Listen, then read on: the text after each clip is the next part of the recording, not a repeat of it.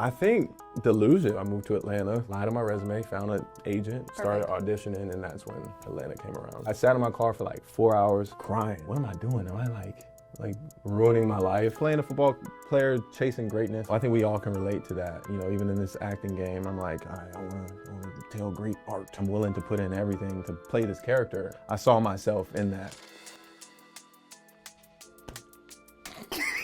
That was so underwhelming. No, that was good. That actually got me comfortable. Okay. Now I need to get rid of this gum. I'm gonna swallow it. I think I got it. It's been like swallowed it? We're not gonna get through this in 30 minutes. A deer, a female deer, Ray, a dropping golden sun. Boom. Me, a name I call myself. I don't know the rest. One of the greatest movies ever. I'm Michelle Graham. This is Boardroom Talks. We're here with Tyriq Withers to talk all things him, his acting career, what's next.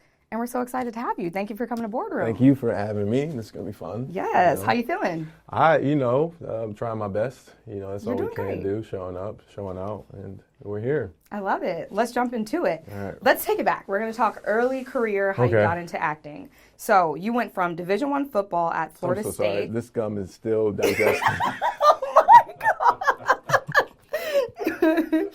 You got this. We're good.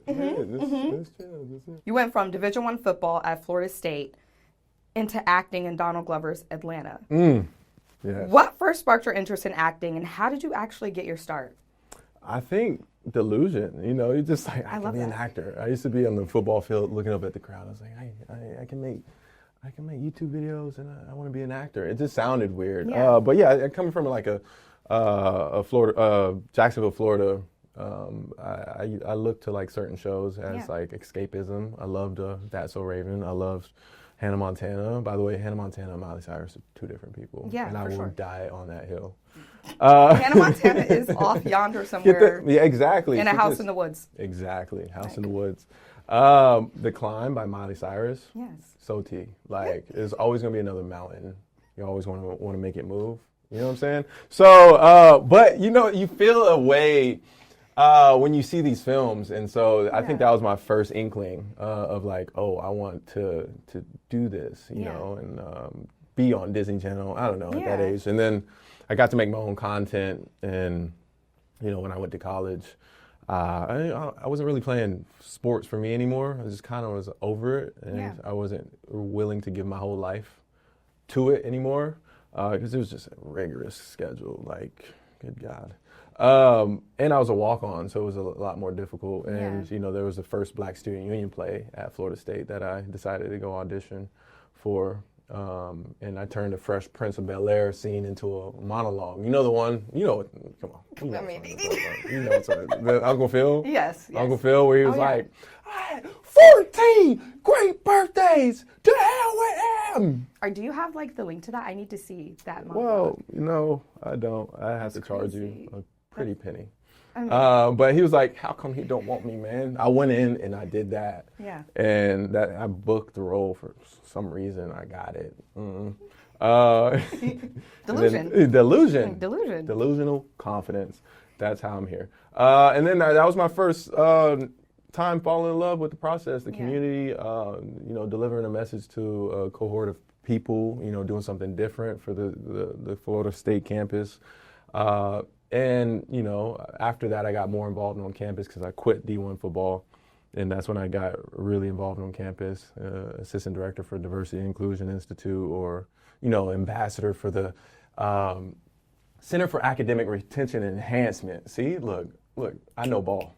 I did those type of things, you know, and that taught me like the real human condition, and we're all on that river, that same river of like just trauma, you know, and like learning about other people's trauma, and that built me up to like just a young man. And then when COVID hit, classic COVID-19, I did what anybody else would do during the pandemic, chase dreams, you know. So I moved to Atlanta, lied on my resume, found an agent, and started auditioning, and that's when Atlanta came around. Wow. So would you say quitting football was an easy decision to make? Oh, absolutely not. Absolutely not. Because, you know, when you love sports so much, you're like, I am football. I am like this. And it was like, that was my first grown man decision, one of my first grown man decisions. My first one was leaving Davidson College. I had an offer to play sports, football there, and their selling point was Steph Curry came here, you know, and that was like the only thing they had. And that was my first moment of feeling hazing. And so that football team, and I would never forget this, they would like haze me up online. And when I went to a summer football camp,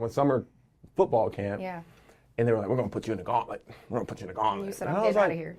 Yeah, I was like, why are you worried about me? You need to worry about winning. You went 1-8, you know. So I chose to leave that college, and that I haven't said that to anybody. Yeah. This was my first time throwing shade. So shout out to that 2016 team. You know, they might find you on the internet when this find me. Dropped. Yeah, you know. So I switched to Florida State. Yeah, and then I walked on. But yeah, I remember the moment I decided to walk away. I sat in my car for like 4 hours crying. Just crying, like, what am I doing? Am I like ruining my life? Yeah. Because I think when you give up sports, you just, you know, this is who I am, and I'm going to let my mom down, and you just want to make her proud. And what am I going to do on campus? I'm like twiddling my thumbs, like, oh, I have so much time, and then now we're here. Yeah, absolutely. I mean, and now you just starred in Him. How do you feel? It's about to come out officially. Yeah. On Friday. On Friday. Yeah. Ooh, vibes. That's a good movie too. Friday. You ain't got no job. You ain't got. Let me get you back. I can tell you like to just go. We'll be here all Sorry, day. ADHD. We can go 45 minutes. We go 45 minutes. We'll be all right.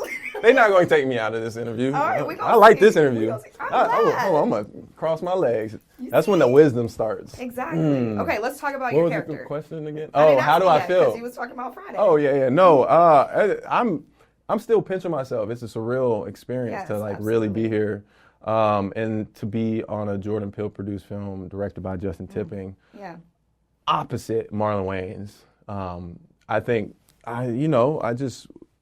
I'm grateful that Universal and Monkey Paw saw the vision with me in it, and hopefully I did them justice. Yes, absolutely. So you play Cameron Cade. Yeah. Talk to me about what first drew you to the role, and how did you prepare to dive into such an intense project? I had to go see it, of course, before, and it was just... You saw it? Yes, I did. And it was interesting seeing you in that, and I had just seen I Know What You Did Last Summer, like a week prior, and I'm like, you're funny. Like, the comedic relief that you brought to that movie, even though you was getting killed and stuff. I was like, wow, I didn't realize that that's what you can bring. And then I see you in Him, something completely different. Yeah. Seeing you in a couple of things. So, how did you prepare for this role as Cameron Cade? Well, what drew me to the script was Jordan Peele knocking at the door, figuratively, obviously. Yeah. And like, the essence of his movie is just like, oh, this is not, like, a question. This is like a period. Like, I'm doing it, Yeah. And I think the essence of, like, playing a football player, chasing greatness, I think we all can relate to that. Even in this acting game, I'm like, I want to tell great art. Yeah. And like, I'm willing to put in everything to play this character. And I think I saw myself in that. And it was reading the script, it was very hypnotic to like read it and like be drawn in and pulled in the writing. And then meeting the filmmakers. Carmen Cuba was the first one to reach out to my team because she's best friends with Donald Glover. Yeah. I'm saying Donald Glover is a gift that just keeps on giving. And so she reached out and had like a 2-hour convo of like grief, identity, and by the end of that convo, we were crying. And I was like, I don't care if I get this movie, I have a new friend. Yeah. And Monkey Paw, we had like a cool convo about what the script meant and, what you're willing to put your body through to reach that level of greatness. I used to play football, so it's like a love letter to my former athletic self. Mm-hmm. Absolutely. And as people go see it in theaters, what do you hope resonates with viewers the most about this film? Yeah, well, first, I hope they enjoy it. I hope they enjoy it and have fun. But, really, take a moment and really think, what are these things? And, like I said, this movie transcends football. Mm-hmm. And I think it's a testament to us all wanting something so bad. But I think you can, carve your own way to success. You don't need to abide by anybody else's way, And, I think being Him is like being 100% yourself and unapologetically who you are. And I think, Tyler, the Creator. Yeah. Him. And just, when you see the essence of who he is in his music, but also as a creative producer, writer. He's acting now. Can't wait to see that. And I think he's going to, like, I say Tyler the Creator, you can see a vision. It's literally, like a feeling. It's a frequency. Yeah. You know what I'm saying? So I think I think that's what they should take from this film. Absolutely. And, you already mentioned it starring opposite Marlon Wayans. What was that like? What did you learn from him?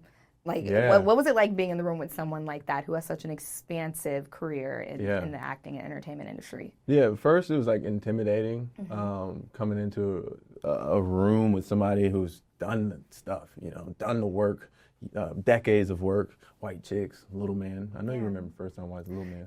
Yeah. Honestly, like when I went to see him, I was a little scared because I'm like, if I got to be scared of Marlon and I've spent my entire life laughing at him, I'm gonna have trouble with it. Yeah, but but you're not laughing at him. No. You like laugh at certain things, but like you're like, yeah, you're creeped out. You're creeped out. No, for sure. But I think it was cool to like really, show up every day and have somebody who is such a light on set and bring that, because I think, I got lost in like the focus. I got to focus. Absolutely. I got to do this. And you get pulled into this headspace of like, I need to prove myself. I need to be perfect. And he opened up the floor of freedom. And, you didn't know what Marlon you were going to get, but Offset too. Like, he embraced me, like knock on his door, like, you trying to eat lunch with me? One time I caught him watching white chicks. I got it on video. I'm about to expose him. Was he looking for some inspiration, or he just wanted to see himself? I think he really loves that film. That's a good comfort. That's a good comfort film. It is. It's funny. Do you have any favorite quotes from that? No. White chicks? Absolutely not. Do. I feel like you want to talk about others. I feel like I know so many, and I'm like, they just have been ingrained in my head for so long that I'm like, perhaps not. Yeah. That came from that. Yeah. Damn, I gotta go home and watch that. That's crazy. Okay, Jordan Peele. Yeah. Monkey Paw Productions. No, it's fine. It's fine. ADHD. What did being part of that creative ecosystem teach you about the business of film, being so close to Jordan Peele, Monkey Paw Productions, and just that whole entire world? Yeah, I think, being surrounded by such creatives, there's this imposter syndrome. Yeah. And it just taught me that, like, I am enough. I deserve to be here. I'm exactly where I need to be. Absolutely. And it taught me how much I don't know. Like, I know nothing. Like, it's real, because I think the essence of making a movie is so many creatives that come together. Is that how why? Together. You ate that the first time. Why did you go back? Trust yourself. Oh, yes, ma'am. Well, so let's try that again. You don't have to cut it. But yeah, so many creatives that come together, and like so many aspects to a film. Yeah. Cinematography, Kara Kelly killed like every shot. Yeah. Jordan Ferreira, he set design. And it just taught me that it really does take a village, and you have to lean on people. And like having Marlon as a co-star, there's a lot of me leaning on him, and I don't want to speak for him, but it just taught me that I need to be confident, and I think we're taught to small ourselves up, and I'm in that journey of allowing myself to, pop my collar a little bit. Absolutely. Absolutely. So what was it like wrapping up that film? Were you sad when you had that last take? I could just imagine, like, you see your name, you see Jordan Peele, you see Marlon Wayans. It's like, this is a good group of people. And I mean, looking at your Instagram and just seeing the snippets you've shared, it's like you become family when you're working on these projects. What did it feel like to wrap that up and now be at the moment where it's like, damn, people are going to see this project come to life? That's a great question. Wow. I'm like getting emotional thinking about it, because I don't want to get too existential, but like you get attached to these people. You get attached to Marlon, and like Marlon won't tell you, but he cried. We cried. We all cried. Me, him, and Justin cried. And it's like something you care about. This is your baby. This is my baby, and I had to like really let it go. And I went on vacation after, and I think I was still in the height of like, just worked on a film. And then once I got home, I went to LA and I had no apartment. I was homeless for a little bit, like not really homeless. Sorry, I was looking. That's crazy. In between. I was in between housing. Yes. And I had to like search on top of like the pain from like missing set. So yeah, I think I'm still sad about it, and part of me promoting this film, there's another aspect of like letting go that I have to experience, because then it's like you get to enjoy it, and then you have to like give the art out to the audience, and there's a level of grief on all, like grief is just everlasting, and I think that's the cool, beautiful tragedy of grief, because we're always letting go of something, and it just means we're alive. Yes, absolutely. So. That was beautiful. Nice transition into talking about your other projects and just range. Period. You've got Reminders of Him on the horizon, which is a very different project tonally compared to him. Mm-hmm. How do you decide what type of roles you want to take on at this stage in your career? I think you manifest what you are. So I'm not going to say I picked this role and that role, because I'm not in that point in my career yet. Yeah. But I was very adamant with my team where there's a spectrum that I'd like to really explore, and I pick projects that allow me to discover more about myself. So it's a form of self-healing, self-discovery, and James Baldwin talks about we go through things and we think it isolates us, but really when we give our art to the world, we get to connect and bridge the gap and let people feel more seen. So I heal myself, that way I can put out art that help heal others. Yeah. And I think as long as I'm in that tone of work, and not everything needs to be like a think piece, but it can be like in the layers of a romantic drama like Reminders of Him, or psychological thriller like Him, or a slasher like I Know What You Did Last Summer. So I just always ask that, like, if I can connect to it, then I can speak to it. And I just ask God to use me as a vessel. Yeah, absolutely. And having worked on something like a book adaptation like Reminders of Him, and then you have a legacy franchise like I Know What You Did Last Summer, what's it like to step into these stories that kind of have these pre-built fan bases and just expectations from viewers already? Yeah, I think the first one I'll talk about, I Know What You Did Last Summer, that one was an interesting thing where you had to pay respect to the original cast, and Freddie Prinze Jr. was a sweetheart, Jennifer Love Hewitt also, but I'm standing on their shoulders. So I try to be honest, but also tell my own version of the story, where I think that's why they cast me, is to bring myself to the role, and I think it's a new take, and I think you just bridge the generations together in that.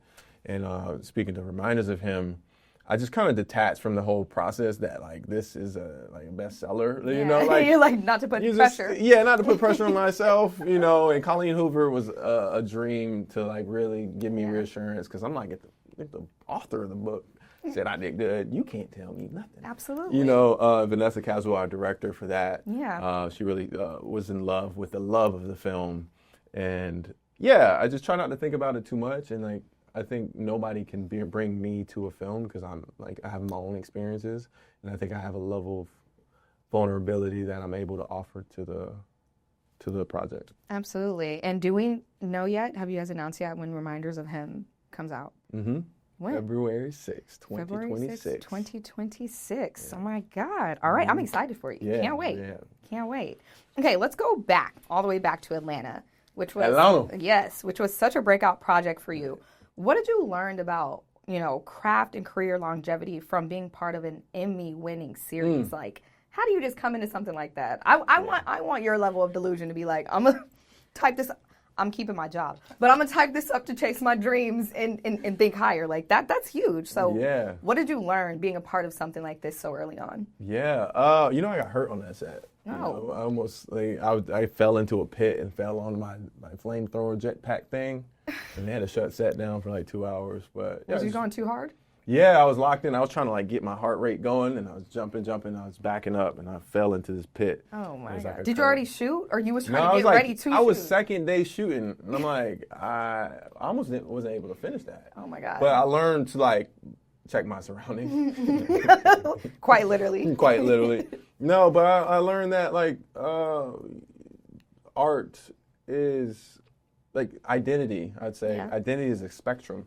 And when I was filming that movie, or I'd say movie, short film episode, I was like, nobody's going to really relate to this experience. Mm-hmm. But then I was like, oh, I got to see the project and hear people how they resonated with it, and identity is a spectrum because so many people came to me and was like, yo, I feel seen in this, or like racial identity or sexual identity, those not being black enough, and what what it means to be black. So yeah, I just learned that like it's so much bigger than who I am as a person. Absolutely. And I think I just want to live in that space. And coming from Donald Glover, who wrote the episode and directed the episode, I think what he did with Atlanta was like really allow you into a space of like real black culture and deliver it in such a organic and entertaining way. And I think season 3 was so cool because the one-off episodes are cool aspects to like explore, and I think that boldness was something I look up to, and it allowed me to get an episode. So you gotta love that. Exactly. So yeah. I mean, always having that on your resume, you ain't gotta lie no more. You can be like, you see, Donald Glover, every single time. Okay, so we've talked about your past projects, your current projects, upcoming projects. Let's talk about the entertainment industry as a whole. What kind of opportunities excite you most about the entertainment industry right now? Ooh. What type of opportunities about the entertainment industry excite me now? Yeah. I think where my mind goes with that is, I think, working with filmmakers who are willing to take a chance. This is what I love about Jordan Peele, where even when he saw Daniel Kaluuya on Black Mirror, that's how he got on the radar for Get Out. And so I think there's certain people in the industry that aren't afraid to take that leap of faith. And absolutely. I think the entertainment industry doesn't live in the film aspect, but there's other like avenues, and I think we're all figuring out how like theatrical releases and streaming start to like work together. So yeah, I'm just excited to keep discovering more. Absolutely. And how hands-on do you want to be in shaping your career moves? Can we see you one day maybe stepping into director's chair, writer's chair? Yeah. Where do you see yourself kind of expanding past being on camera? So I think the next step is to like really hone in on acting, but also the producing hat. I think that's something I want to tackle. Yeah. Shout out to Universal. You never know, like if they. There you go. Plug yourself. Keep going. Come on. You're not saying like. But yeah, I think I definitely want to have a hand in that. But like eventually, I want to produce things that I don't necessarily fit in. I want to amplify stories, and I want to use my privilege for that.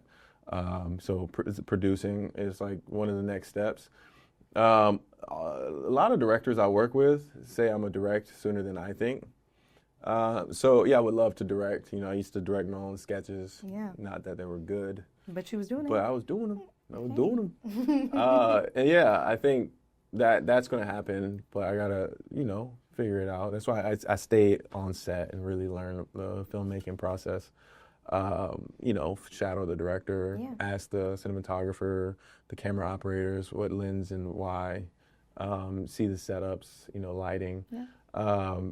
I don't think I want to direct the things that I'm in, though, because that would be like the worst. Y'all never getting offset. I can see it now. I'm like, I like see myself now. I'm like, that was good. I can only imagine. I'm like, all right, let's do. Let's change that. Let's do that. Let's flip that. One more. Exactly. Like I'm doing that for 3 hours. They would hate me. Okay, for young actors navigating Hollywood, what do you think is the biggest challenge on the business side of the industry right now? Ooh, learn about them taxes. Learn about the agent fee. I'm telling you, I have a business manager now. Yes. I wish I would have known S Corp to, sign up as an S Corp so you could do more business taxes. Yes. I think that's the business side that, I've learned and I'm still learning. I just opened up a 401k. Yeah. Started putting money into that. Period. You have to protect yourself. I'm proud of you. I'm financially up and coming. Yes. So, I say just stay up to date and, know how taxes. Yeah, taxes, I feel like, as an adult in general, I'm like, why is it happening to us? No, that's real. That's real. Okay, if you could pick any actor to work alongside next, who's at the top of your list? Who are you admiring right now? That's a good one. I'm gonna say I'm a big Jennifer Lawrence fan. Love her performance is great in everything I see. So I'm gonna go Jennifer Lawrence. I say Daniel Kaluuya. I would love to do something on that aspect. Obviously, you have the greats. Yeah. You know, I would love a Denzel moment. Yes. I could. Training Day 2? I was going to say, what is he about to say? I was scared. Oh, my God. Training Day 2. I see Flight. Nah, his performance in Flight was like, where he's like, I'm drunk right now. That moment, do you remember Flight? Yes. Remember Flight? Yeah. I do remember Flight. It's Denzel. It's Denzel. Yeah, the only thing I haven't seen him in is what came out this summer. Well, not this summer. It was last summer. Gladiator 2. That's the only thing I think in a minute of his project. So much aura in that. I haven't seen him in. And somebody I just recently connected and became friends with, and he's a sweetheart, is Lakeith Stanfield. I think me and him would. I could see the vibes between y'all two. Eat down in a synergies. film. Shout out Lakeith.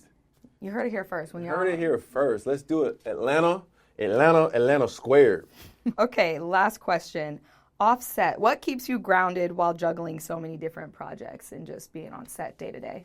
Yeah, I think life.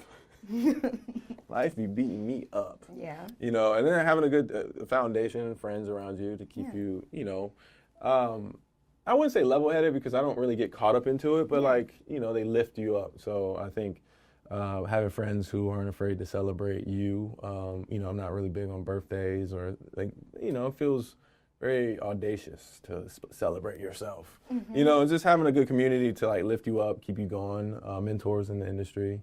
I have a good mentor, Malik Vital. He did Imperial Dreams with John Boyega, and we did a film together. So, you know, Justin Tippings offered his advice, or Marlon has.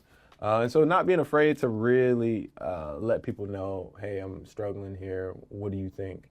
Yeah, and I think that just keeps me going. Amazing. Do you have any routines, rituals, pump-up songs, anything you do around the time you're...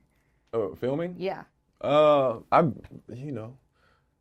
Songs really get me going. Yeah. You know, depends on like, am I in a Black Air Force One mood? Am I going to play some NBA Youngboy?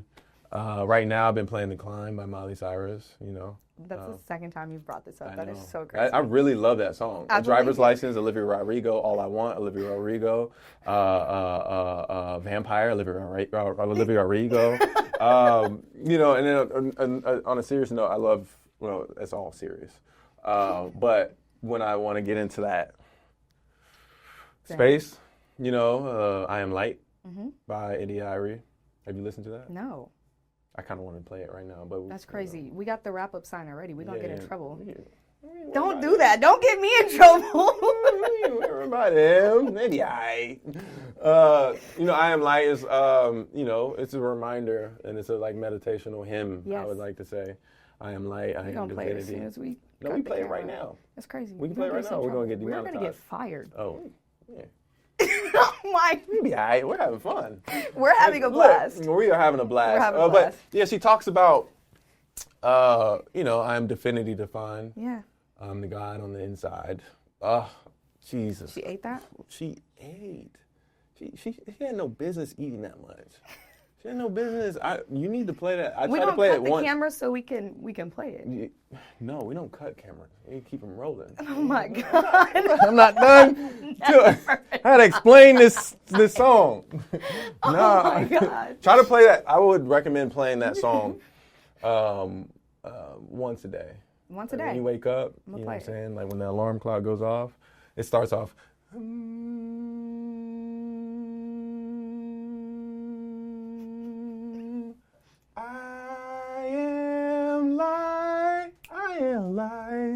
Yeah.